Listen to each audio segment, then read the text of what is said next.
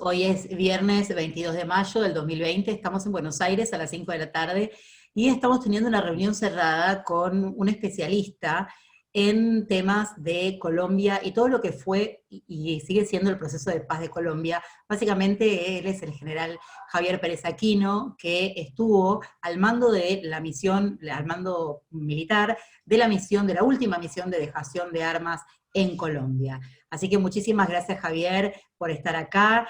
Él es un general argentino, en este momento creo que en vísperas del retiro, aunque sea muy joven, nos conocemos hace muchos años, y la verdad que es un placer que la Academia y el Centro de Estudios de Política Internacional pueda tener un diálogo sincero, franco, abierto, con gente que estuvo en el terreno y que estuvo también no solo en la misión, sino en las conversaciones previas del proceso de paz, en La Habana, conjuntamente con los actores políticos más importantes, así que es un honor y un agrado también poder estar con él. Hola Javier, ¿cómo estás? Bienvenido a esta charla cerrada del CEPI. ¿Qué tal, Luciana? Bueno, buenas tardes a todos. Muchísimas gracias. ¿Querés que me presente más o menos rápido? Dale, por favor. Bueno, mira, yo creo que tengo muchos años, entonces es muy largo mi currículum, pero por lo viejo. Pero básicamente soy militar y bueno, mi carrera anduve por todo el país en varios lugares destinos. Y lo característico, bueno, soy oficial de Estado Mayor.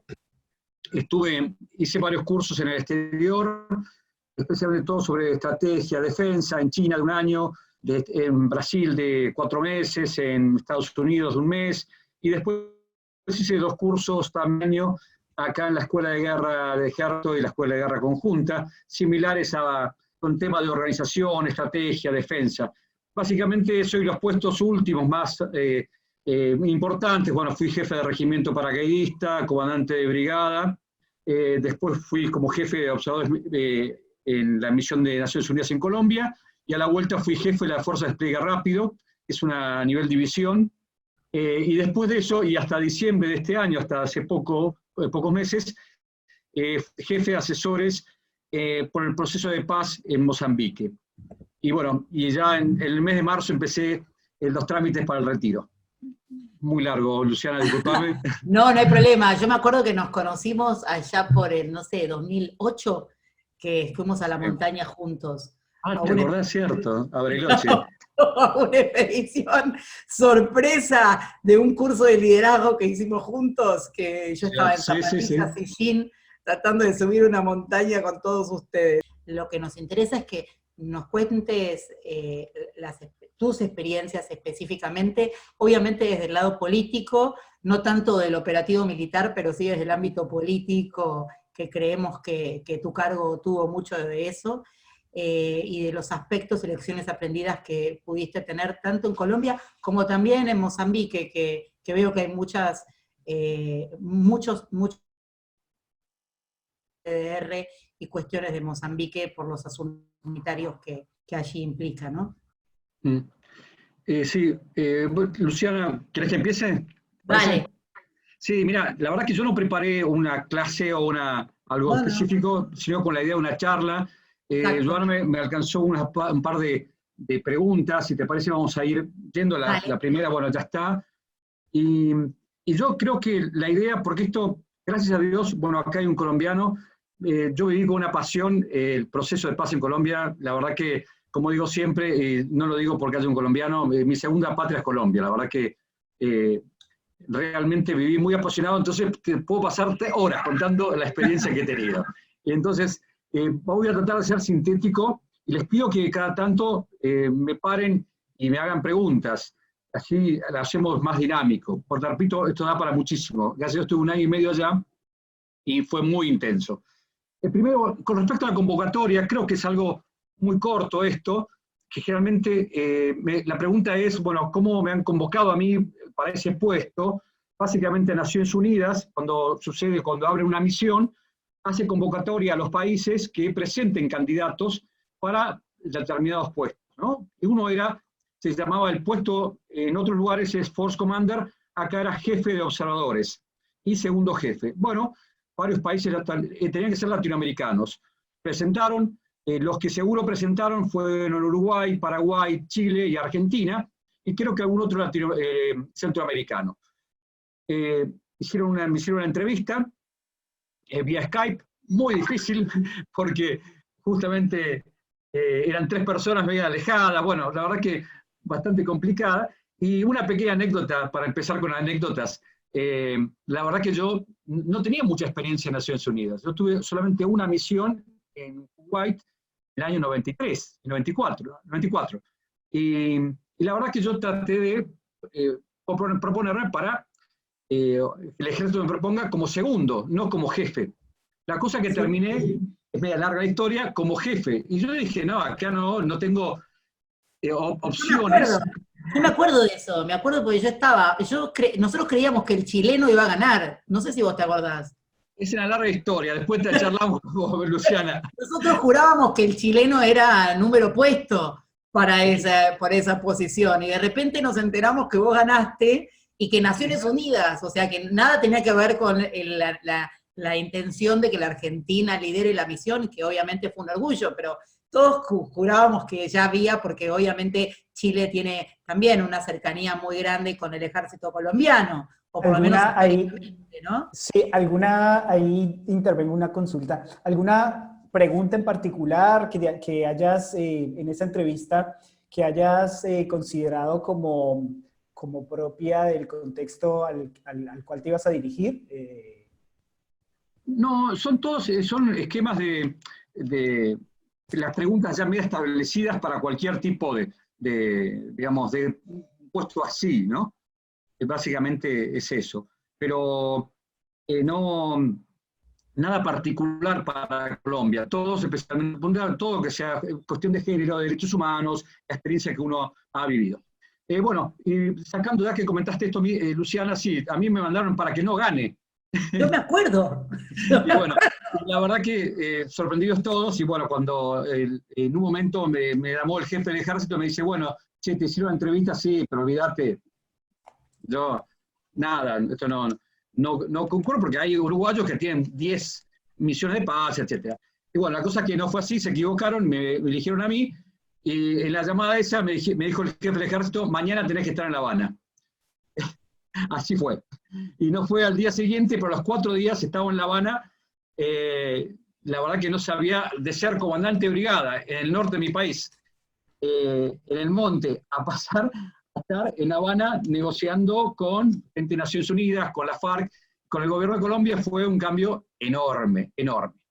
Bueno, y la tercera pregunta es el tema de las experiencias, y esto ya es todo. Les voy contando medio cronológicamente un poco mis experiencias y algún comentario sobre esto. Yo llegué a La Habana y bueno, tuve la oportunidad, como decía Luciana, no solamente de comandar, esto es algo inédito, no sé si inédito es la palabra, pero sí que no se daba normalmente, que uno que va a comandar la parte militar participe de las negociaciones. Y eso fue muy positivo, porque no solamente de las negociaciones, sino también de la preparación de todo el contingente. Y la verdad que eso fue muy, muy positivo, y nos dio el tiempo para todo lo que sea proceso de paz, y más cuando es Naciones Unidas, el tercer actor, la clave es la confianza. Entonces era generar la confianza ahí, antes de empezar el proceso de paz. Eso fue fantástico, y ese tiempo yo estuve interactuando con gente de la FARC y gente del gobierno de Colombia a partir del primer momento, antes del proceso, ¿no? Eso por un lado, y de ahí un par de comentarios. También algo inusual en un proceso de paz, que hubo una comisión que se dedicaba a tratar la parte militar. El proceso de paz, ustedes saben que todo el acuerdo tiene una serie de partes, y una sola pequeña parte es la parte militar, o de desarme, no militar, la parte de desmovilización y el desarme. Bueno, esa parte fue hecha por esta comisión que estaba compuesta por todos oficiales en actividad y por comandantes de la FARC también de gran prestigio. Eso fue algo inédito, y la verdad que también fue algo insólito la confianza que se tenían. Y eso, en vez de trabar, al contrario, uno piensa, bueno, se juntan los enemigos porque hacía meses estaban combatiendo en la selva, se juntaron en una mesa para discutir y avanzaron mucho más que lo político. La verdad que es sorprendente, y gracias a Dios yo tuve la oportunidad de participar en eso también para armar y para el acuerdo, la parte del detalle, de los procedimientos, de cómo se iba a hacer el desarme y la desmovilización. Y esa parte también fue importante que Naciones Unidas participe, porque le estaba dando misiones a Naciones Unidas, digamos, cómo tenía que hacer Naciones Unidas durante el proceso. Una pregunta, vos tenías aparte un jefe civil en la misión. Claro, sí. Y seguramente ese proceso, digamos, político te permitió conocer también de cerca y tener una confianza con ese jefe civil, que muchas veces eso es muy importante, ¿no? Que el Force Commander, no sé si en ese momento se llamaba SRSG o lo siguen llamando de esa manera en esta misión política, pero justo... Sí, SRSG, representante especial. Era lo que nosotros creíamos, que llevabas muy bien con el jefe político de la misión, entonces eso también ayudó. Exactamente. Mira, tuve muchísima suerte. La verdad que el representante especial era el señor Jean Arnaud, francés, pero latinoamericano, prácticamente. La verdad que un genio, una persona con una capacidad y una experiencia increíble.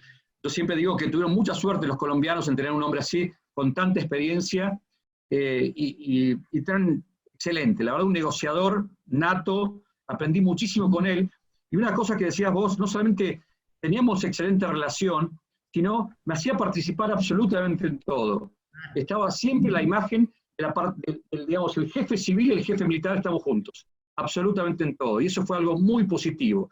Y a veces pasa, desgraciadamente, en algunas misiones de Naciones Unidas, como si fueran, tal vez por diferentes culturas, hay un divorcio entre uno y el otro. Acá, pero absolutamente nada, al contrario, fue impresionante la forma de trabajar integrada con ellos. Bueno, y yo llegué ahí y ya estaba Jan, que fue el que me llamó, por supuesto, y con un equipo de trabajo también con mucha experiencia, que había llegado de Nueva York, y con otros que fueron reclutados. Y acá un alto, que también otros aciertos, porque este acuerdo de paz fue dicho por varios expertos, especialmente el Instituto Kroc, dijo que fue uno de los acuerdos mejor hechos de los últimos tiempos.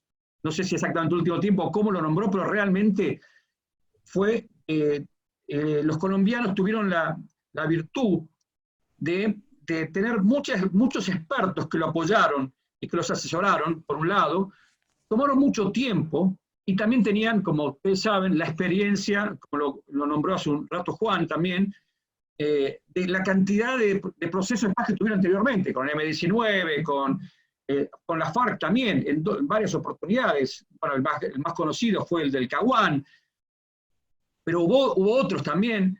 Bueno, entonces tuvieron muchísima experiencia y la aplicaron ahí, y fueron en forma progresiva, y fueron madurando la confianza lentamente, y realmente consiguieron, bueno, es muy colombiano, como acá Joan me puede decir, muy santanderiano, ¿no? Pues de Santander, ¿no? Digamos que es todo, lo escriben todo jurídico, ¿no?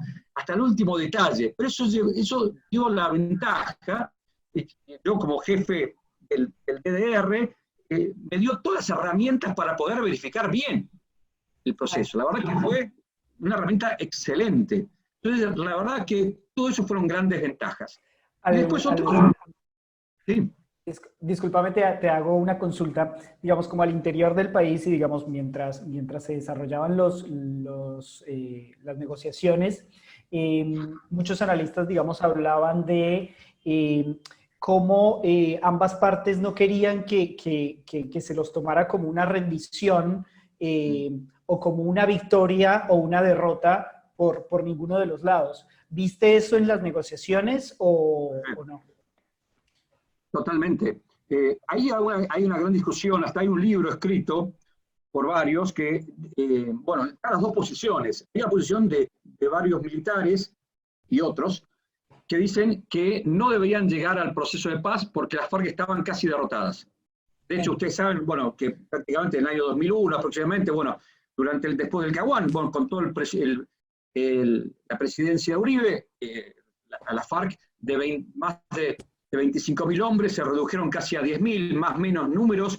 La verdad que más allá de los ataques y la eliminación de un montón de gente del secretariado, bueno, la verdad que fueron muy, muy golpeados, ¿no?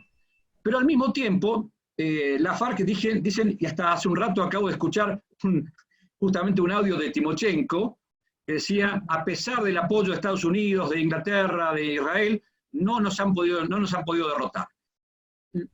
Juan puede dar su opinión, pero mi opinión es lo que yo vi en las armas que tenían, en la capacidad de organización que tenía la FARC, medio largo, han escrito libros sobre esto, pero podemos decir que le hubiera costado así, siendo con palabras muy informales, le hubiera costado al gobierno de Colombia y a Colombia muchas, muchas muertes y muchos años más.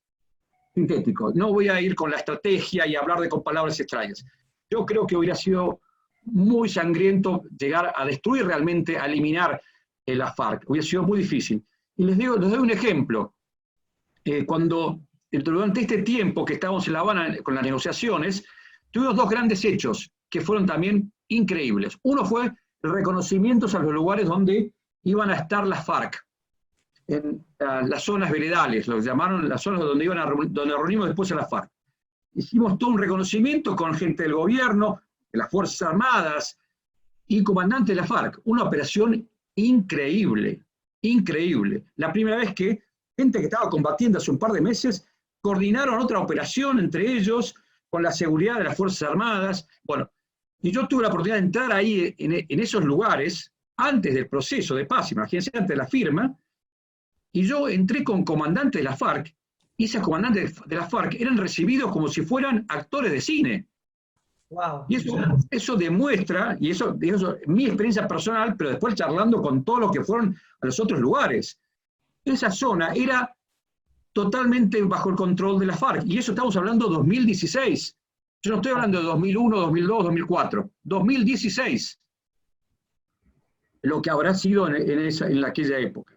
Y después fui con una gobernadora, el Meta, ya conoces, John, y la gobernadora me dice, yo no puedo creer estar acá. Yo no creo que en los últimos 40 años acá no hubo un político que pisó esta tierra. Y es parte de mi provincia, mi departamento, pues. Es parte del departamento. Y nunca había estado ahí. Entonces yo creo que el control que tenía la FARC en esos momentos era muy, muy grande, a pesar de todo eso, ¿no?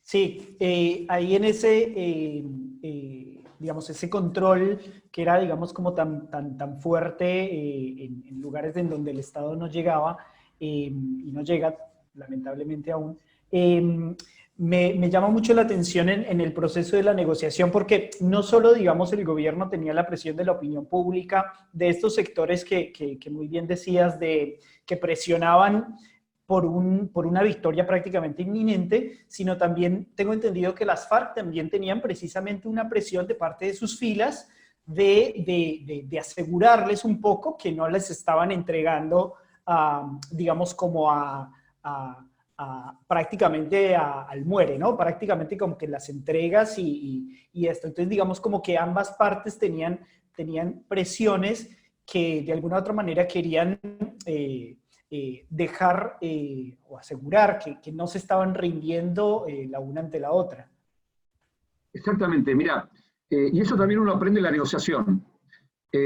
Cada parte tiene en la discusión, en las palabras, hasta las palabras, hay que cuidarlo muy bien, porque ellos tienen hasta el público interno.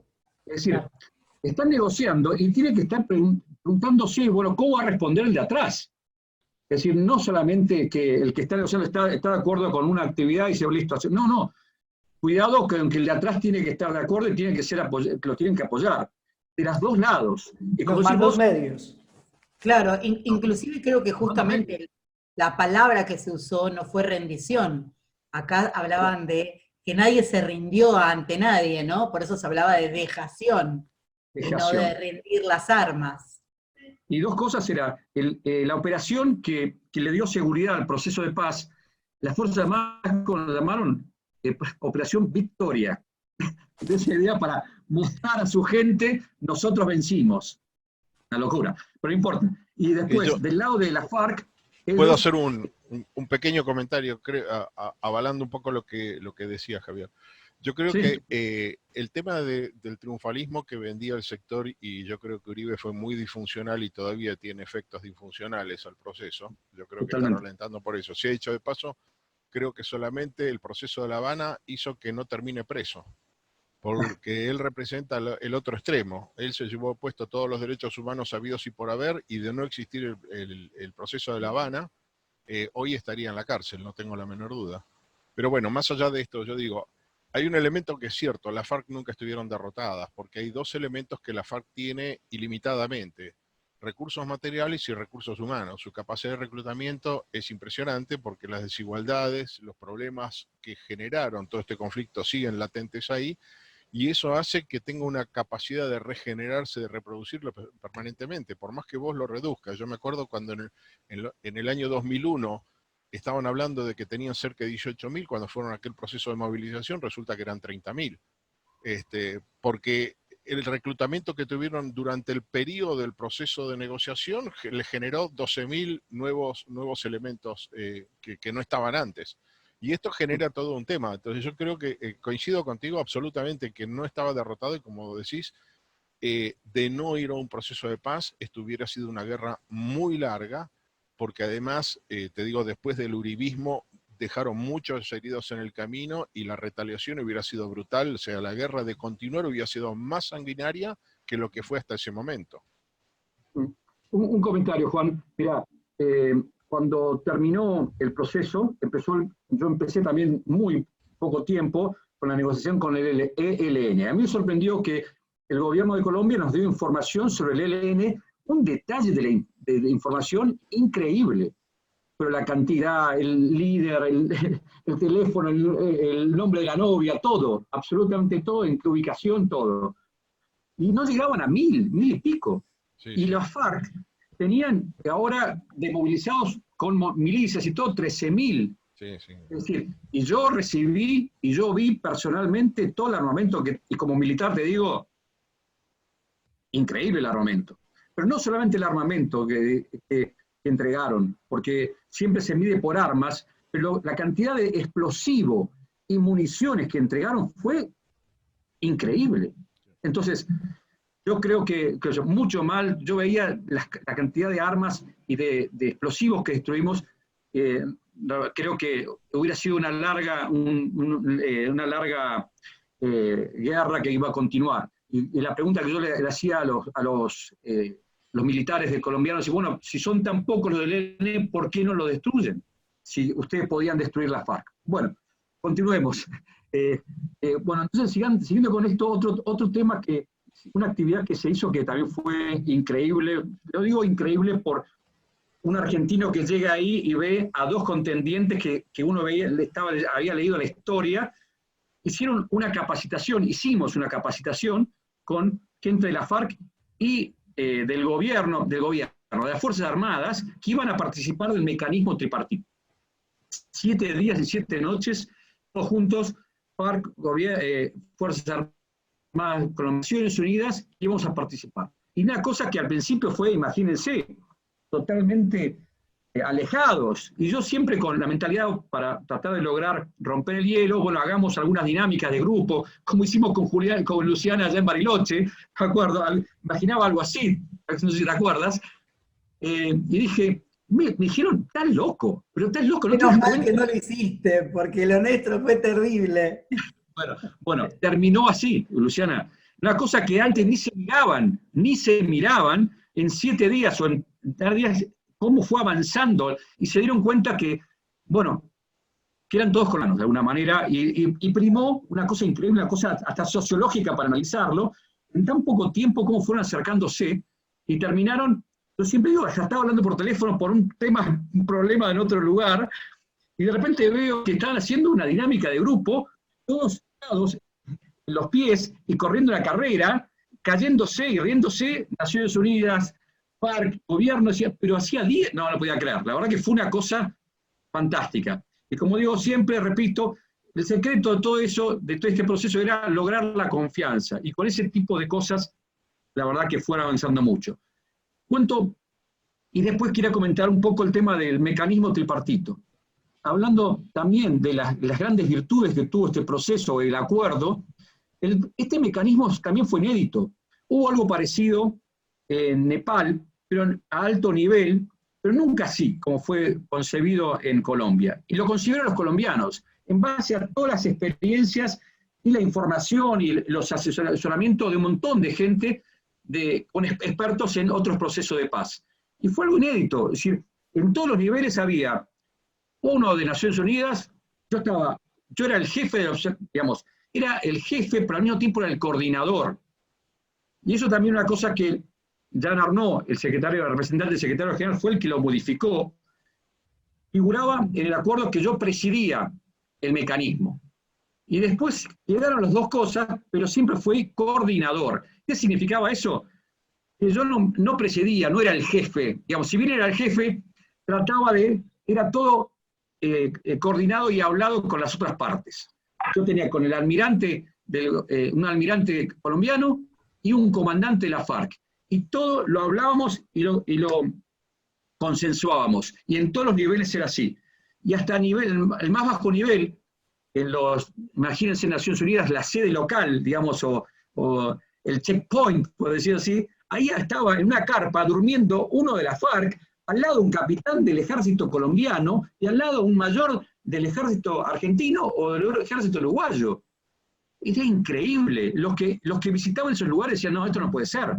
Y la verdad, vuelvo a la palabra que es clave, se logró mejorar la confianza entre ellos y que transmitía hacia afuera, hacia la gente de la FARC, y la gente de las Fuerzas Armadas, ¿no? La verdad que fue brillante esa idea, y es largo para contar, pero creo que es una cosa que, se tienen que dar ciertas características que se daban en Colombia, y puede ser que no se dé en otro lugar, pero puede ser que sí. Creo que es un método que podría aplicarse en otros procesos de paz. Este sistema tripartito. La verdad que fue, para mí, insólito y muy, muy positivo.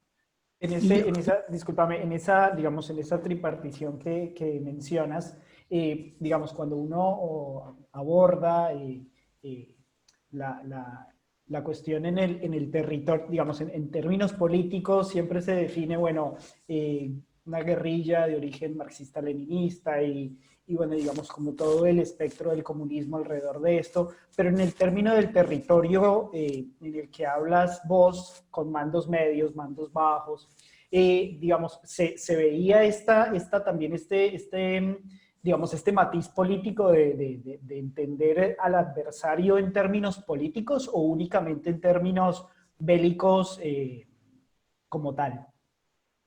No, ese acercamiento, entre comillas, digamos, la palabra confianza en qué? Primero por el romper el hielo a nivel personal, cuando se conocían y decían, como decían, bueno, a ver, con palabras colombianas, somos del mismo estrato, porque el capitán era del mismo estrato social y que a veces veían, he tenido casos y charlas que decían, sí, yo tengo un hermano que era de la FARC, un capitán del ejército, y yo terminé en el ejército porque se dio así, porque las circunstancias de la vida. Situaciones de vida muy particulares que vivían, bueno, en una situación muy alejada, ¿sí? Y que lo llevaron, para ellos tal vez la FARC era casi lo mismo que el ejército, no entendían que era una cosa u otra. Bueno, entonces eso fue lo que lo unió, pero políticamente no, digamos, ¿no? Sí la confianza en que el otro iba a cumplir, eso sí, esa confianza que se tenía, que el otro iba a cumplir lo que estaba pactado con el acuerdo. Eso es lo que más o menos lo que se trataba de lograr, ¿no? Igual, Javier, para poner en contexto, el acuerdo de paz, digamos, duró como 2 años, ¿no? Las negociaciones de La Habana. Inició... Casi 4 años. Casi o más, claro, por eso, o sea, vos seguramente llegaste como en la etapa final, pero sabemos que el acuerdo estaba dividido en 4 sectores, la parte agraria, o sea, hubo mucho abogado y mucha negociación para llegar a todo eso, ¿no? Y muchos actores involucrados, porque también estaba Cuba como garante, estaba, digamos, no solo estaban Naciones Unidas, el gobierno y la FARC, sino también otros estados que cumplían de alguna manera como unas garantías para que el diálogo pueda llevarse a cabo. Digamos, por eso, por suerte, fue también tan exitoso. Sí, hay otro tema que puedo aportar al tema, que fue muy importante el backstage en toda esta historia. O sea, más allá de la negociación formal, hubo todo un juego detrás de bambalinas que fue muy importante. Por un lado, lo que decía Javier Aquino recién, el tema de los líderes que fueron a negociar tenían que asegurar garantía democrática de las bases, porque corrían el riesgo de que se fragmente, cosa que era altamente probable, y que algún frente termine desautorizando al negociador, se corte solo y se malogre todo el proceso. Entonces, darle tiempo de maduración a ese tema fue muy importante. Digamos, fue un embarazo de 9 meses que requirió 9 meses. No podían nacer en 3 meses porque seguramente iban a nacer mal. Entonces, eso fue importante. Y el otro elemento que había era las personalidades que jugaron en esto. A mí me tocó trabajar mucho, soy muy amigo y trabajo mucho con Oscar Naranjo, en general, que es un tipo habilísimo en comunicación. Yo creo que lejos el más hábil negociador que hubo entre los uniformados colombianos en los últimos 50 años. Y él logró alinear la tropa interna dentro del gobierno para que el triunfalismo no malogre también, porque corrían el riesgo de patear el tablero desde adentro. Entonces, hubo un muy buen trabajo detrás de bambalinas en todo este tema. Y un elemento que hoy le comenté por escrito, no sé si lo alcanzaste a conocer, a Carlos Bayala, ¿lo conociste, Javier, ahí? Carlos Ayala. Bayala. Es un compatriota nuestro, dueño de una empresa de comunicación basada en Londres. Él fue el que trabajó durante mucho tiempo con la conducción de la FARC para lograr que los tipos literalmente pierdan perdón a la víctima, porque eso hubiera sido un punto de no retorno. Porque ellos querían hacer un matiz donde no le iban a pedir perdón, iban a decir, bueno, estuvimos bien, pero en última instancia haríamos lo mismo de volver a pasar la misma situación. Y lo del tema de pedir perdón a las víctimas, en esas palabras, ningún otro eufemismo era absolutamente claro. El que logró que Marulanda finalmente diga, ok, vamos con esto, vamos a pedir perdón sin peros, fue Carlos Bayala, en un trabajo que le llevó 5 meses, que lo hizo un trabajo hormiga, que fue al terreno. Por eso digo, el backstage de todo este tema fue absolutamente fundamental, más allá de lo que abiertamente se negociaba en La Habana, todo lo que se jugó detrás fue absolutamente clave. Exacto, mira, te contesto rápido. Primero lo que decís de Juan, del general Naranjo, general de la policía, la verdad que sí, tiene una personalidad increíble y avasallante, digamos, conquista en 2 minutos, y que después fue vicepresidente en los últimos meses de la... increíble, pero ese fue negociador de la parte política. Uh-huh. Y después también otro general muy reconocido, que también fue negociador de la parte política, fue el general Mora. Y después sumado al resto de los que, de esta comisión militar que recalcaba, eran todos oficiales que habían participado activamente en la guerra, no eran oficiales de escritorio. Bueno, el principal negociador, el general Flores, había sido comandante de la división que había estado más comprometida con la guerra y que había logrado muchos éxitos. Entonces, eso fue clave, ¿no? Mostrarle que si bien era difícil, pero que el que estaba ahí negociando era uno que se había jugado y que estaba comprometido también con eso. Entonces, no, totalmente. Es más, te digo, Oscar Naranjo hizo toda su carrera de inteligencia policial. O sea, era de lo más duro que hay en la policía colombiana. Y sin embargo, o sea, yo lo conocí cuando era coronel, jefe de la DIPOL, que te digo, un trabajo bruto, como vos decís. La información que ellos tenían sobre lo que estaba ocurriendo, yo creo que es lejos la mejor inteligencia del planeta. Los americanos se sorprenden cuando ven la inteligencia que ellos tenían. Que siguen teniendo todavía, ¿no? Entonces, venir, como vos decís, no era un general de escritorio, era un general de terreno, de acción, de lo más duro, y sin embargo, lograron con mucha habilidad llevar a cabo una negociación de este tipo. La verdad que chapó, te digo, como vos decís, no creo que haya habido una negociación de este tipo en los últimos 40, 50 años, de ningún tipo. Juan, y salto, totalmente de acuerdo, y salto al tema de lo que vos comentabas antes del tema del plebiscito. Y ahí, digamos, la firma del acuerdo en Cartagena también fue increíble, todo ese acto, todos de blanco, la verdad que fue impresionante, y todas las personalidades internacionales, pero está un poco alejado de Colombia. Y después de eso, yo hablando también con muchos, nadie preveía eso, porque las encuestas daban que iban a ganar el sí por el 70%, no recuerdo ahora exactamente, pero mucho. Nadie, y hablando de nadie tenía previsto el plan B, porque era inimaginable, de los dos lados, de los dos lados. Y también como yo creo que enseñanza, yo creo que poner en juego toda una negociación de 4 años en yo creo que si bien, por un lado, debe ser así, porque el pueblo debe avalarlo, pero la verdad que es ponerse en juego, y bueno, hablando de mi jefe, era el único que dijo, tenemos que prever, porque yo tuve una experiencia similar y que dijo que no. Bueno, nosotros, pero teníamos las manos un poco atadas, ¿no? Y ahí en la firma del acuerdo, no sé si te acuerdas, Timochenko realmente pidió perdón, y eso fue clave, y siguieron haciendo actos pidiendo perdón por las víctimas, y hubo varios hechos, ¿no? De hecho, bueno, el coro era de un lugar, hay la memoria, pero de un lugar donde donde la FARC atacó, era un combate contra los paramilitares, pero atacaron con esos cilindros, y cayeron los cilindros sin intención dentro de una iglesia que estaba toda reunido el pueblo, y murieron más de 200 personas, ¿no?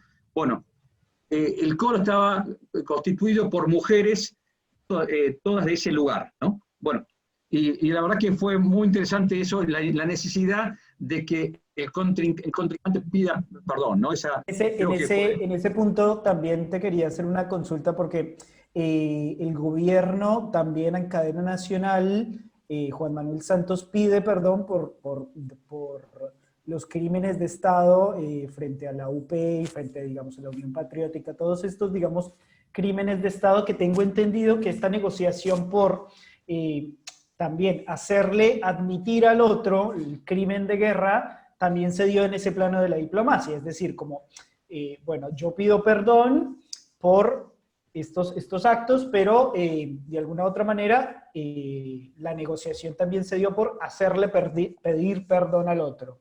No sé si notaste. Sí, pero ese fue un tema muy delicado para la parte interna del gobierno, ¿no? Muy delicado, y creo que fue, la verdad que increíble que lo hayan logrado. La verdad que yo estaba muy sorprendido que eso se haya logrado. Pero bueno, siguiendo un poco, cuando no, gracias a Dios, las dos partes inmediatamente dijeron, tenemos que seguir con el cese al fuego, e inventaron algo muy rápido, firmaron un protocolo para continuar con eso, y básicamente lo único que hicieron fue que las iban a reunir un poquitito más de los que estaban totalmente dispersos en la selva, pero era muy difícil el control, pero para marcar el compromiso que seguían con el proceso. Hasta que se firmó, como ustedes saben, el acuerdo en el Teatro Colón, en Bogotá, y ahí sucedió una cosa que también como experiencia de tema de proceso de paz, el acuerdo establecía un montón de actividades previas, que eran desde capacitaciones y una serie de cosas, trabajos logísticos, especialmente capacitaciones, que está previsto hacerlo antes, pero definieron enseguida que el día D, que debía empezarse con la verificación, a los pocos días de firmado el acuerdo. Eso fue un gran error. ¿Por qué? Porque directamente empezaron a no cumplir el acuerdo al día siguiente, o a la semana, porque tenían que, el día D+10 tenían que moverse, tenían que hacer esto, y no estaba preparada la logística para hacer eso, y nosotros no estábamos preparados para verificarlo tampoco, porque no teníamos la gente instalada, y no es fácil de golpe decirle a los países, mandame 300 mañana, no es posible. Todo lleva un tiempo logístico, de tanto sea de personal como de materiales, y de despliegue del terreno, que no tuvimos esa preparación. Y bueno, ahí pasó que hubo una demora, especialmente en la reunión de la FARC a las zonas, el movimiento a las zonas de reunión, porque decían, no tengo los campamentos hechos, ¿cómo quieren que me reúna? Bueno, pasado casi 2 meses, un poco menos de 2 meses, tuvieron un acuerdo que dijeron, bueno, la FARC dijeron, nos movemos igual, sin campamentos. Es decir, los campamentos estaban recién empezando a hacerse. Y tuvieron que instalar sus campamentos, que eran lugares con plásticos y ramas, al lado del campamento que estaban construyendo, y eso fue una de las grandes cosas que fue increíble, porque la FARC, en palabras argentinas, se bancaron todo eso, y que dijeron, no, igual vamos a movernos y a reunirnos a pesar de que el gobierno no cumple, y que el gobierno no estaba cumpliendo realmente. Pero una cosa que era un engaño, entre comillas, no engaño, disculpen, no quiero ser tan atrevido, pero sí una cosa que es para analizar, estaba todo el cronograma de actividades que se debían realizar, eran todos compromisos que debía hacer la FARC, pero nada del lado del gobierno.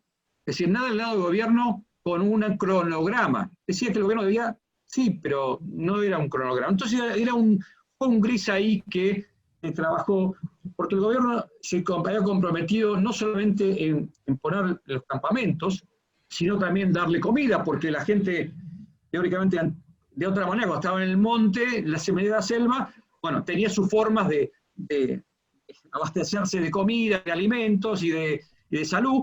Entonces ahí se comprometió el gobierno a darle salud y darle comida. Comida, más o menos tuvieron sus problemas, pero más o menos lo fueron llevando. Salud fue un caos. La verdad que fue muy difícil llevarlo porque llevó mucho tiempo y la logística lleva tiempo. Y los lugares que eligieron la FARC, que eligieron entre los dos, pero básicamente el que tiraba más era la FARC, era muy alejado de los centros urbanos. La mayoría estaban a más de 8 horas de la sede regional, de una ciudad importante. La verdad que estaban en el medio de la nada, que eso fue un gran error, porque la logística era muy difícil, la instalación, la sanidad, todo, y después fue muy difícil la reintegración en esos lugares. Entonces, bueno, fue uno de los grandes errores que ellos admitieron, y dijeron, claro, nosotros no teníamos el compromiso o la confianza en esos momentos para establecerlo más cerca. ¿Por qué? Porque necesitamos una vía de escape en caso de que esto no funcione. Pero bueno, lo aceptaron. Pero a pesar de eso, fue funcionando y fueron avanzando de esa manera en todo el cronograma. Y llegó un momento, para mí, una de las grandes crisis, que a mí me sorprendió mucho, que a pesar de eso, de que no había campamentos, que la sanidad, la salud que brindaban era muy limitada, y uno de los temas, aún en paréntesis, había una gran cantidad de mujeres de la FARC embarazadas, que por un lado era fantástico porque mostraba que ya estaban comprometidas, que ya habían, digamos, el deseo de ser madres, el deseo de formar una familia y de comprometerse con la paz, de que ya estaban convencidos de que había terminado, pero traía una serie de implicaciones, de atenciones que no se estaba preparado. La verdad fue una cosa bastante compleja. Pero bueno, entonces a pesar de todos estos, no digo incumplimientos, pero estos problemas, se sumó después, al final, casi la no entrega de la gente de la FARC que estaba en las cárceles. Se tardó mucho en largar a la gente. ¿Por qué? Porque no era tan fácil. Si bien estaba firmado el acuerdo, había un tema jurídico que no dependía del gobierno, del poder ejecutivo, sino dependía del poder judicial y parámetros, y también con los parámetros que tenía el poder judicial, no era tan fácil como estaba escrito en el acuerdo. Entonces tardaron en hacerlo, y yo, gracias a Dios, recorrí todos las 26 zonas, sedes locales o zonas veredales que estaban todas muy alejadas. Gracias a Dios tuve la suerte de poder ir a todas, y cada vez que iba me reunía con los comandantes de la FARC de ese lugar. Y la verdad que en un momento determinado yo decía, esto yo creo que se va a mantener, pero se va a alargar muchísimo. No pensé que se iba a romper, pero sí pensé que se iba a alargar y que iban a usar. ¿Por qué? Porque el único poder que tenía la FARC en ese momento, ¿qué era? Las armas. Yo pensé que iba a decir, no entrego las armas. Hubo un retraso poquitito, pero a pesar de eso, continuaron. Y lo que llamaba la atención, las reuniones de negociación, porque también seguían en el ámbito negociando en Bogotá, jerarquía del gobierno ante todos estos problemas, y gracias a Dios yo también tuve la oportunidad con el representante especial también de participar, y llamaba la atención, porque eran temas que decían, acá es imposible que lleguen a un acuerdo. ¿Por qué? Porque claro, uno no cumplía, bueno, increíblemente, y que es un tema para estudiarlo tal vez, se reunían ellos, bueno, vamos, listo, mesa chica, listo, seguimos adelante. ¿Qué pasó? Es medio largo, es para analizar, pero continuaron. Pero la verdad, en las líneas medias, los comandantes medios, la verdad que estaban muy enojados. Yo vi a varios que estaban en una situación, pero casi de rebeldía. Y de hecho, los comandantes de la FARC, del secretariado, tenían que ir cada tanto a calmar a sus comandantes intermedios porque estaban realmente en situación casi de rebeldía. Pero bueno, siguieron adelante. Operacional. Increíble. Tengo una pregunta operacional. La misión de dejación de armas que vos conducías, que eran observadores militares, que lo que hacían era verificar que las caletas se abran, se entreguen las armas y las Naciones Unidas las depositaba, ¿dónde? La misión nuestra era verificar el mecanismo, junto con la FARC y el gobierno, en forma tripartita, y medio largo decir el por qué es bueno, ¿por qué? Porque estaban juntos, entonces, ante un incidente, que decíamos, ante alguien reclamaba que se violaba el acuerdo, especialmente del cese del fuego, y hostilidades, que también iban ahí incluido el tema de, vamos a decirlo, de derechos humanos, que afecta a la población civil, ahí estaban juntos para ir rápidamente a verificar el incidente. Entonces era difícil que haya distintas visiones porque estaban juntos. Y era gente que dormía, trabajaba y monitoreaba juntos. Es una gran virtud de este mecanismo tripartito. Entonces, esa era la función del mecanismo tripartito en forma junta, pero Naciones Unidas tenía la responsabilidad, solamente Naciones Unidas, de recibir las armas. Exacto. En los campamentos de la FARC, solamente Naciones Unidas recibía las armas, y también, esto es para una charla aparte, es las operaciones de las caletas. Claro, por eso me interesa. Porque ustedes estaban divididos en 8 regiones, ¿no? Digamos, sí. Había 8 regiones donde había presencia de observadores militares de Argentina y otros países conducidos por vos. ¿Está sí. bien lo que estoy diciendo? Sí. Y lo que verificaban era que, bueno, donde había caletas, se abran las caletas, se entreguen las armas y los observadores verificaban la cantidad de armas. Por eso no hubo rendición, digamos, por eso dejaban las armas a Naciones Unidas y esas armas después se llevaban a otro sector. ¿Es así? Por un lado estaban las armas, ellos entraron a la zona de reunión, por decirlo para que se entienda, eran las zonas veredales, sí. Entraron con las armas. Ellos estaban reunidos en el campamento con las armas. Y tenían un cronograma que tenían que entregar el 20%, el 30% en el día D más 40%, el otro 20% el D más 60%, por decir un número, y así sucesivamente. Pero ellos estaban armados en ese lugar donde estaba también Naciones Unidas, desarmado. Estamos en el medio del campamento de la FARC. Entonces, nosotros teníamos un container en cada campamento, entonces el día D más 60 recibíamos el 10% de las armas, y así sucesivamente. Eso de las armas y las municiones en los campamentos. Y después están las caletas, que es una operación muy interesante, muy compleja. La verdad que, repito, es para hablar otra charla más, pero fue increíble, increíble. Y ahí íbamos con la FARC, y el gobierno nos daba seguridad, la policía, que se formó un cuerpo especial, que fue fantástico, la verdad que nos constantemente, íbamos ahí, sacábamos los tachos, eran que especialmente, bueno, había de todo, y ahí sacábamos que a veces eran armas, explosivos, municiones, o a veces había de todo un poco, ¿no? Hasta radios, tipo de chalecos, etc. Y ahí nosotros destruíamos los explosivos en el lugar, y ahí la munición a veces destruíamos también el lugar de la munición, y el armamento a los campamentos. Cuando terminamos de reunir todo, de ahí sí también otra operación importante, la trasladamos a una bodega próxima a Bogotá. Y ahí, bueno, después de que terminó la misión, lo entregamos a la Policía Nacional, entregamos todo el armamento. En la ceremonia todo vino oficial. Las caletas fue algo muy importante, ¿por qué? Porque nadie sabía exactamente, y eso fue un tema que empezó en la negociación en La Habana. Nosotros decíamos, bueno, pero ¿qué capacidad, qué necesitamos para ir a las caletas? ¿Cómo son? ¿Dónde están? Bueno, nadie podía decirnos exactamente. Cuando empezamos con bueno, ¿en qué tiempo nos va a llevar? Bueno, inicialmente nos dieron 200 caletas, porque la información nos tenía que dar la FARC. Bueno, ni siquiera la FARC sabía a ciencia cierta cuántas eran. La verdad es que fue sorprendente. El que tenía información era cada región, cada comandante de región. Bueno, inicialmente decían 200, y yo tampoco sabía. Terminaron siendo más de 1100. Y en lugares muy alejados.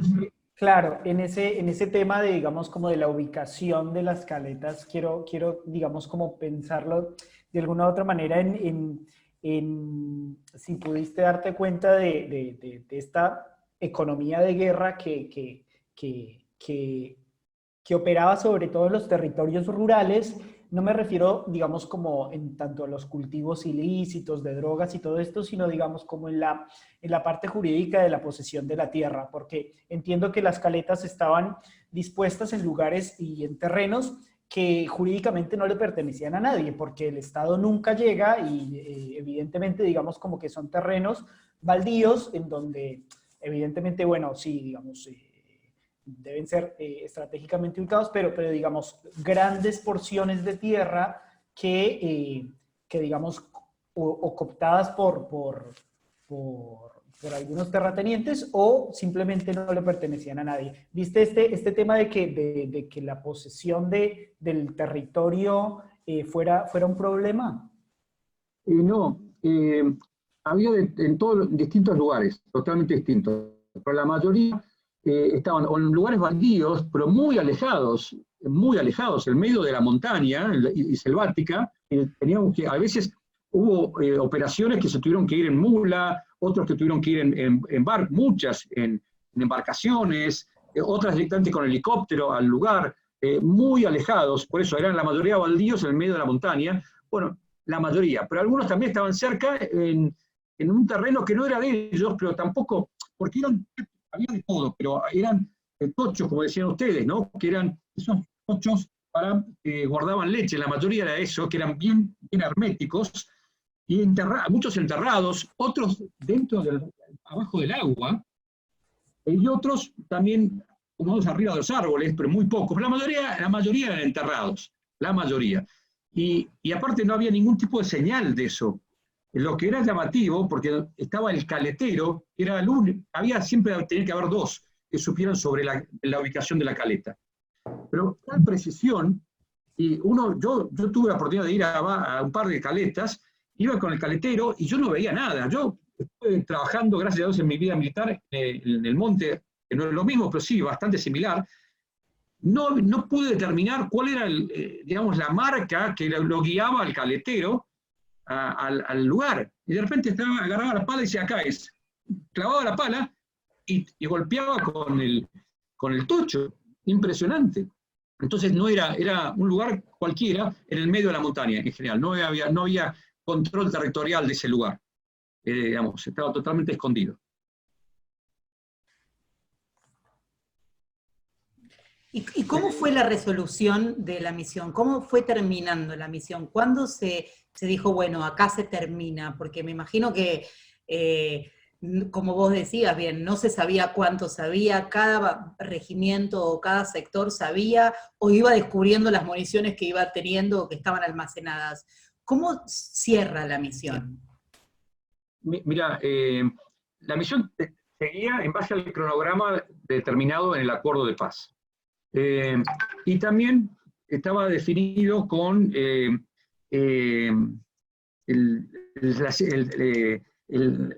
Consejo de Seguridad, había definido un año para la misión, ¿no? Que podía ser prorrogado, por supuesto, pero más o menos el cronograma daba que se podía cerrar. De hecho, estábamos llegando justo a la finalización del año y se puso la duda si se debía continuar o no, pero la verdad es que con la experiencia de otros lugares, a veces se han terminado años de años finalizando las caletas. Y la verdad que me siento un poco, lo digo un poco con orgullo, no por mí, pero sí por mi gente. Nosotros sacamos 750 caletas. Y si bien es un número así, en lugares increíbles.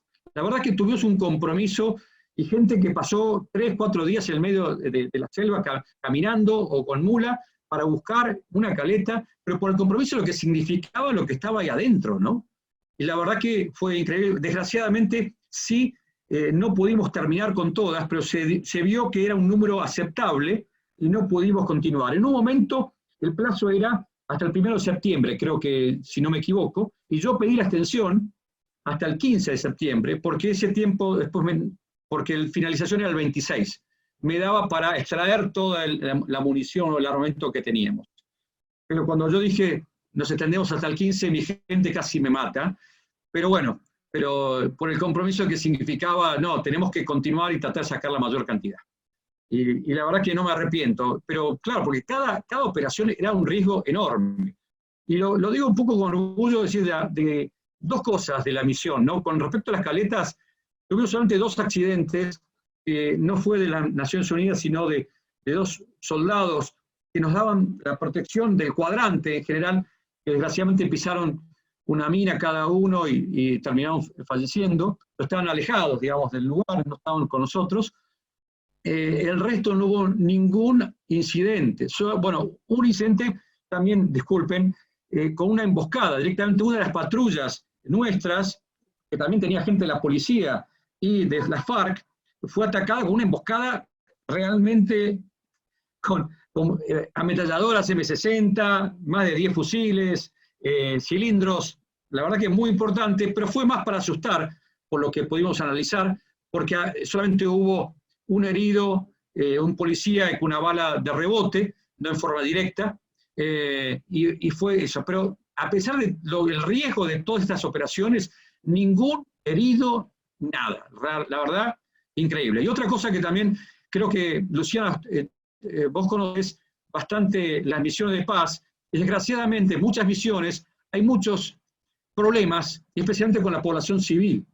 Eso fue un compromiso enorme, y repito el tema de la forma de trabajar con el representante especial tan en misma línea. La verdad que soñamos con eso, es decir, soñamos que si llegamos a tener un mínimo problema de que algún observador de Naciones Unidas tuviera algo con alguna mujer, especialmente en Colombia, iba a ser terrible. Iba a ser Mirá, terrible. yo tengo historia para contarte, que seguramente conoces. Alguna novela colombiana que tuvimos que administrar en el Ministerio de Defensa, pero bueno, eso queda para los recuerdos. Eso es para la novela. Eso es para las novelas, pero bastante tuvimos que luchar desde la Dirección de Derechos Humanos por algunas cosas. Pero bueno, por suerte, mira, una de las cosas... Fue un tema menor, fue más una novela, tal cual, nada más. La telenovela colombiana la voy a contar en algún momento fuera en off. Pero no, una de las cosas que es muy importante es que en definitiva las misiones últimamente de paz son muy difíciles de medir el éxito de las misiones de paz, porque tienen tantos objetivos, son multidimensionales, son híbridas, son manejadas políticamente, tienen demasiados actores, y que haya una misión, aunque sea una misión política, que empiece y termina, que tenga un objetivo claro, como decía, ¿te acordás del informe Brahimi, que hace 20 años que salió? Que tenga características específicas con reglas de empeñamiento, que cierren, que empiecen y que cierren, y que den una conclusión, y que se terminen y que sean exitosas. Entonces, eso está bueno, que la Argentina con vos y las Naciones Unidas hayan puesto, no sé si un fin, pero un granito de arena en concluir una misión exitosa, por lo menos nos marca una cuota de alegría para ver, bueno, cómo se pueden tratar las diferentes misiones de paz, que no son las políticas, son las multidimensionales como ahora. Acá está conectado el coronel Miguel Salguero, que que tiene la difícil tarea de ser el director del CAECOPAS en este momento, y también y estar desarrollando capacitación para las futuras misiones y las misiones actuales. Y sobre eso te quería preguntar, ¿cuáles para vos son las lecciones aprendidas que vos asumís o que vos sacás de esta misión política de dejación de armas de Naciones Unidas que vos conduciste? Las lecciones aprendidas. Bueno, escribí más de 100 hojas con eso, pero mirá, creo que podemos hablar un poco también del punto de vista de observadores militares, y ya que está Salguero ahí escuchando, creo que fue fundamental, apuntemos a eso, ¿no? Digamos, a la respuesta de lecciones aprendidas. Es clave la selección del personal. Yo creo que es fundamental, y eso está en manos inicialmente, prácticamente de los países. Y lo vimos la diferencia, porque no es que un país tiene todos buenos o todos malos. Es fundamental la selección, y que debe reunir, más allá de, primero, por supuesto, la personalidad y la capacidad de adaptación. Y los problemas que hemos tenido fue por la falta de capacidad de adaptación, de la flexibilidad. Gente, militares excelentes, pero que no tuvieron la capacidad de adaptarse a eso, que es totalmente diferente. Vos pensás que siempre la frase de Naciones Unidas dicen que los militares no estamos hechos para eso, pero somos los únicos que podemos hacerlo, más o menos. Pero creo que de alguna manera, bueno, no sé si exactamente la frase así, pero realmente la estructura es diferente. No hay cadena de mando, es mucho, y más ahí en un mecanismo tripartito. Era todo consensuado, todo hablado, todo tratar de lograr la confianza. Entonces son esquemas diferentes. Pero fíjate vos que todo el mundo tuvo una gran capacidad para adaptarse, porque el militar, también realmente que está bien capacitado, tiene que adaptarse a los grandes cambios de la guerra. Y estamos preparados, y más, y nos debemos preparar así para un ambiente multicultural, un ambiente que también tenemos que trabajar, como estamos preparando el ejército argentino y las Fuerzas Armadas argentinas, para trabajar con todo tipo de agencias. Bueno, la verdad que gracias a Dios yo creo que las Fuerzas Armadas argentinas y también de Latinoamérica que he visto están capacitadas para adaptarse a eso. ¿Por qué? Porque es una capacitación bastante similar, y después, por supuesto, el CAECOPAS hace un excelente trabajo. Pero es fundamental la selección y la capacitación inicial de cada país. Eso es fundamental. Y otro tema que también, por eso yo creo que hay muchas lecciones aprendidas que no sé si se le dio tanta importancia en el resto de Naciones Unidas. Ahí la mayoría de los observadores eran latinoamericanos, cosa que Naciones Unidas trató de evitarlo. Trató de decir, no, para que no crear, digamos, un precedente que eran todos, el famoso regionalismo, ¿no? Pero la gran mayoría, y al principio no conseguimos observadores militares. Y gracias a Dios también el compromiso de la Argentina, que inicialmente prometió 66 y llegamos a ser 94. ¿Por qué? Porque no había gente que mandase, países que mandasen observadores. Realmente fue un enorme compromiso, y trabajar con el mismo idioma, misma cultura, y también tratamos de imponerle el compromiso. Es decir, y decíamos, no es lo mismo poder ayudar en un proceso de paz, dar paz a un hermano, y realmente no es porque esté yo acá, a un hermano colombiano que tal vez a otra persona. Es decir, y ese compromiso realmente yo lo sentía por muy adentro, y tratábamos y mucha gente lo sentía así, totalmente. Entonces, creo que eso fue algo muy importante, y que convivíamos los que estaban ahí mismo en el medio de la carpa, y era toda la misma cultura, como decíamos ya. Para mí es tan diferente un colombiano como la diferencia que tiene tal vez un cordobés con alguien de Formosa. Por supuesto que hay muchas cosas diferentes, pero hay muchas cosas en común. Y eso creo que fue algo muy positivo, a que los colombianos no se sintieran invadidos por el extranjero. Me parece que eso fue una de las lecciones aprendidas. No, precisamente yo creo que fue, digamos, como una de las cuestiones que dio paso a la confianza de alguna u otra manera, porque parte y parte tenía mucha, digamos, como bueno, desconfianza el uno en el otro, y me parece que el rol que cumplieron ahí digamos, como de puente fue, digamos, fundamental. No creo que no me lo hubiera imaginado de otra forma, sino a través de un externo un poco que juegue como de árbitro en cuestiones domésticas sencillas como las que mencionas, pero que están todo el tiempo, digamos, operando en el medio de las negociaciones. Yo pienso que fue, digamos, precisamente algo fundamental. Una pregunta y un comentario rápido quería hacer. Sí, bueno.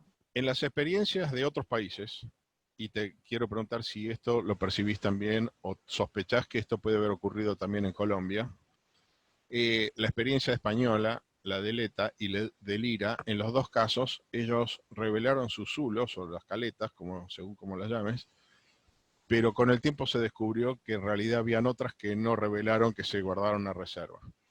En el caso de Colombia yo sé que hay un matiz un poco diferente y era que la DIPOL tenía demasiada información de la cantidad de caletas que tenía, por lo cual la FARC no podía ocultar demasiado porque sabía la FARC que la policía sabía dónde que ellos tenían caletas.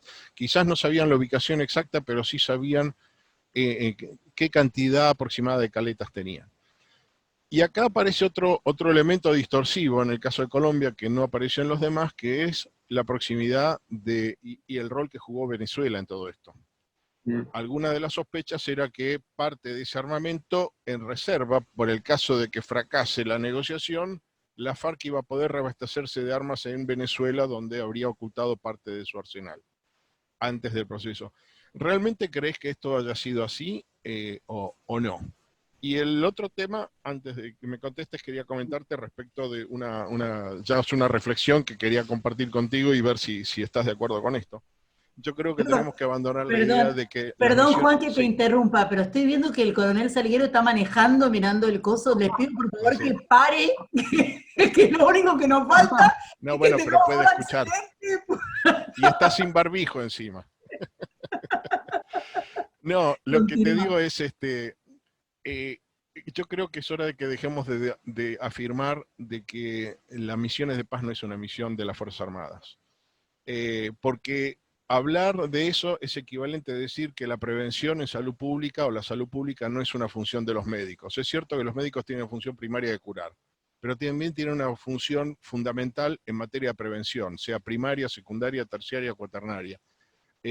Y claramente las misiones de paz son una función de prevención, si quieres llamarla terciaria o secundaria, porque ya el fenómeno ya está presente o está focalizado. Entonces yo creo que es hora de que asumamos que esto es una realidad, que está ahí y que es parte de la función, y creo que tenemos que preparar a nuestras Fuerzas Armadas como parte esencial de su función es participar de misiones de paz, no es una función subsidiaria ni secundaria. Como tampoco lo es para el médico la prevención. Entonces digo, esto es una reflexión al margen. Pero bueno, volviendo al tema de los zulos o de las caletas, o del arsenal de reserva y el rol que tuvo en Venezuela. ¿Qué ideas tenés sobre esto? Mira, a mí me sorprendió eso, porque también pensé que tenían la información al detalle, y hubo un problema, por ejemplo, con las armas, el número de armas.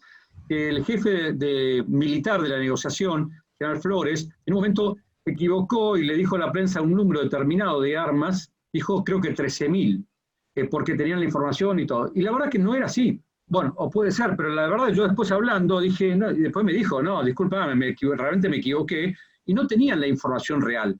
Y lo mismo que las caletas. Y por el grado de secreto, repito, yo estuve presente donde decía, che, ¿dónde? Imagínate, Juan, no sé si... No, la ubicación exacta, no, me imagino la selva es imposible ubicarla, sí. La selva misionera, sí, caminando por el medio de la selva y que te digan imposible, acá. sí. Imposible, y aparte lo tenían los caleteros, la verdad que muy bien trabajado. Eso no lo hubieran encontrado ellos, no lo hubieran encontrado. No, eso estaba claro. Era imposible, o podrían haber encontrado algunos que, como es que cada tanto encuentran, pero las más cercanas o las que tal vez siguen algún caletero o algo así. Pero realmente no tenían esa información. Exacto, hubiera sido muy difícil conseguirla. Y una cosa que a mí siempre decían, porque no, por Naciones Unidas, usted tiene que decirnos si tienen todo el armamento. Eso es imposible decirlo. Claro. Es decir, yo no puedo decir lo que yo recibí. Y yo lo que puedo decir que en proporción y comparándola con otros procesos de paz, supera ampliamente a cualquier otro proceso de paz. Ampliamente. Es decir, casi 1 a 1 el armamento y repito, no es solamente el armamento, es la cantidad de explosivos, de munición, fue impresionante. Creo que, no recuerdo, no tengo acá el dato, pero creo que son más de 6 toneladas de explosivos, de cordón detonante, de iniciadores de fuego, muy grande. Entonces, que habrán tenido más, y seguramente diría, es posible, no digo que sea así, pero es posible. Pero creo que hay que valorar todo lo que se entregó, y que podrían no haberlo entregado. En vez de las 1.100 que dieron la información, podrían haber dado 500 y queda todo el mundo contento, porque estaban hablando de 250. Entonces yo creo que fue un compromiso importante, ¿no? ¿Y Venezuela? Y después lo de Venezuela, mirá, yo cuando empezó el tema de negociación con el ELN, y nos daban toda la información, nos daban directamente la ubicación exacta del ELN, de los comandantes y de la gente en Venezuela. Es decir, yo no te lo puedo comprobar, que sea así. Yo no estuve en Venezuela con gente del ELN ni de la FARC, pero ellos decían directamente que gente, digamos, estaba la reserva o gente, digamos, la posibilidad de por lo menos del descanso o del escape hacia Venezuela, después que estaba o no apoyado, pero sí ellos decían que todo el mundo, toda la gente de las Fuerzas Armadas colombianas que tenían la reserva o la posibilidad de irse a Venezuela. Y que decían también, ellos decían, repito, no sé si es cierto, que tenían tal vez algunas paletas de armamento ahí. Repito, eso es imposible de comprobar. Lo que sí es posible de comprobar, lo que entregaron, y que es muchísimo. Y después, con respecto al tema de misiones de paz, bueno, también es medio largo, pero creo que, hablando un poco, la capacitación que preparar a la gente para la misión de paz, hasta con un concepto de derechos humanos, es fantástica. Y gracias a Dios, nosotros, el ejército argentino tuvo una época que nosotros no solamente preparamos a la gente que iba a las misiones de paz, porque hay una preparación, capacidad en la unidad, después en la brigada, después en el CAECOPAS, pero aparte de eso, solamente los que iban, todos como parte de su capacitación regular, era sobre temas de Naciones Unidas. No sé, me puede decir Salguero si es todavía así o no, pero ojalá que se mantenga, porque es algo muy positivo, porque es algo que indirectamente estamos dando instrucción, capacitación sobre derechos humanos, sobre un montón de cosas, sobre el trabajo, la flexibilidad, sobre organizaciones. Estamos capacitando no solamente sobre Naciones Unidas, sino también sobre la nueva, bueno, Juan, que es experiencia o que estás trabajando o estudiando, todo este tipo de operaciones o guerra que se ve en el futuro, ¿no? Sobre interacción con un montón de actores y un montón de organizaciones. Tenemos que estar preparados por eso, y la flexibilidad es fundamental. Por eso me parece fundamental. Y Luciana, no sé si querés cerrar acá o no, pero me gustaría tal vez 2 minutos cerrar. Dale. Y un tema que todo el mundo se está preguntando también es decir, bueno, si valió la pena esto, más allá de que jurídicamente o no, si terminó bien la misión o no, que creo que fue muy positivo cerrarla desde el punto de vista de desarme del DD y dejar de lado la reintegración. Y el representante especial lo tenía muy claro y decía, es más importante la reintegración que bueno, yo creo que las dos, porque una cosa no se daba con la otra, pero el objetivo final es la reintegración de la gente, ¿no?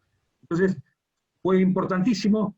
También él logró preparar la gente para esa segunda etapa, que es fue la segunda misión. Entonces creo que fue muy bueno. Y en estos momentos, bueno, la situación es muy larga para contar, pero hay muchos detractores, dicen, no, esto no sirvió, o hay mucha gente de la FARC, muchos disidentes. Por supuesto que hay una gran cantidad de disidentes que no sé en estos momentos cuántos serán, pero hasta hace un par de meses ya había más de 2.000, es una barbaridad. Pero esto sucede en todos los procesos, es imposible que se dé el 100%. Pero lo importante, y para mí lo más peligroso que hay, es estos disidentes que quieren levantar nuevamente la bandera de la organización de la FARC, que es Iván Márquez, que era el segundo y el jefe de los negociadores, junto con unos comandantes de la FARC muy reconocidos y de los más, digamos, sangrientos también, pero como el Paisa, y la verdad que eso es lo más peligroso ahora. El resto están diluidos, están como parte de la violencia que es común, desgraciadamente, en la Colombia profunda. Entonces, eso desgraciadamente, y también unas preguntas que decían el tema de la guerra y la paz. Hay dos cosas que yo también me parecieron como enseñanza. Había una señora muy humilde cuando estábamos ahí recorriendo las zonas de la Colombia profunda que decía, se terminó la guerra, pero no el conflicto, o al revés.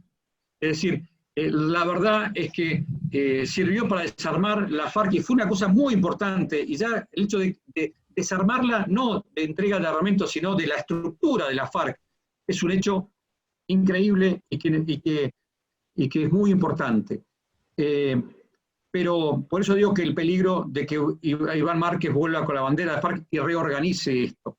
Entonces, pero el otro paso que se debía dar, y que creo que se dio muy parcialmente para mi gusto, aunque es el tema de ocupar los espacios que dejaron la FARC, para que realmente termine el conflicto, realmente. La guerra con la FARC terminó, pero el conflicto continúa. Entonces, la verdad que el conflicto en Colombia, pero una parte ya terminó, es decir, esos lugares que fuimos y que pudimos ir con la gobernadora, bueno, ella puede ir ahora, pero hay otros tipos de conflictos. Es decir, el vaso medio lleno se avanzó muchísimo, pero falta mucho más. Y se va a terminar, desde mi visión, solamente cuando esa Colombia profunda, que se habla abiertamente, le escuché a la embajadora María Emma Mejía en el Consejo de Seguridad de Naciones Unidas hablando de la Colombia profunda, donde hay falta de Estado, va a terminar la violencia cuando Colombia ocupe todos los espacios con Estado. Creo que esa es la enseñanza. Y la otra pregunta también, un poco de la paz, también que es importantísimo en todo proceso de paz. Es muy difícil equilibrar lo que uno quiere, uno se sienta a negociar con una organización marxista-leninista, terrorista, y que ha hecho un montón de actividades totalmente terribles, y por eso tiene un rechazo con la sociedad colombiana muy grande, pero se sienta para lograr la justicia, pero es imposible. Digamos, la justicia que se aplicó en Colombia, digamos, hay que aceptar que en estos momentos los cabecillas, o los comandantes, como quieren llamarse ellos, los comandantes de la FARC, están sentados en el Senado colombiano. Y entonces, nosotros lo llamamos justicia transicional, ¿no?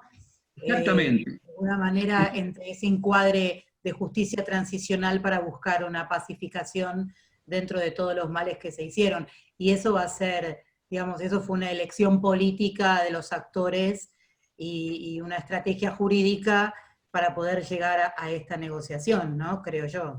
Esa justicia transicional que a veces es tan cuestionada por las cuestiones de derechos humanos. No solo pedir perdón, reconocer, sino también que los actores sean juzgados como corresponde bajo las leyes de la guerra.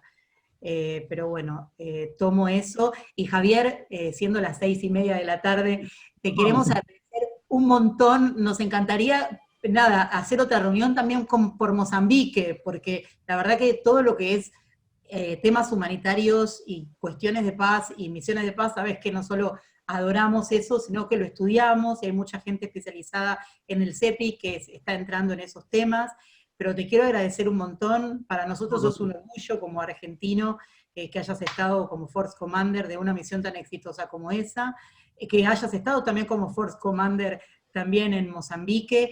Es un placer que acá también esté Juan Belikov, que sabe tanto de Latinoamérica y el mundo, ahora que está en Asia con Kazajstán, pero por lo menos, o con no sé qué otro país, pero que por lo menos podamos participar civiles, militares, gente de gendarmería. Está también el director de CAICOPAS, que me parece que algo tendríamos que hacer desde la academia, con las Fuerzas Armadas y con los centros de entrenamiento para poder aunar este conocimiento, para poder ir juntos e investigar y dar también el conocimiento desde el ámbito civil a todo lo que se necesita para poder capacitar tanto a civiles como militares, como dijo Juan, para participar en misiones de paz, que también es tan importante el componente civil en las diferentes misiones de paz. Te dejo que te despidas, tus últimas palabras, y te tomo la palabra para próximamente invitarte a hablar específicamente sobre Mozambique. No, Luciana, muchísimas gracias. Disculpen lo que dije al principio, la verdad que he vivido con pasión y esto es para que pueda hablar muchísimo, hay un montón de experiencias. Y la verdad que también orgulloso de representar a la Argentina y que la Argentina se haya comprometido tanto con Colombia. Y sí, por supuesto, Luciana, estoy a tu disposición para lo que necesites. Y quería comentarte que estoy haciendo el doctorado de Relaciones Internacionales en la USAL. Muy bien, muy bien. Con Mirka Seif, seguramente. Y la idea es también escribir sobre la tesis sobre, no sé, vamos a ver, sobre Colombia o un mix con Mozambique, y tal vez Juan te molesto para, para alguna cosa. No, no es ninguna molestia. Es un gusto. Al coronel Salguero, si es que no choca también, ¿no? En algún momento para trabajar con eso. Espero que esté conectado. Bueno, un saludo a todos, muchísimas gracias. Sabés que contás con el CEPI para todo lo que necesites.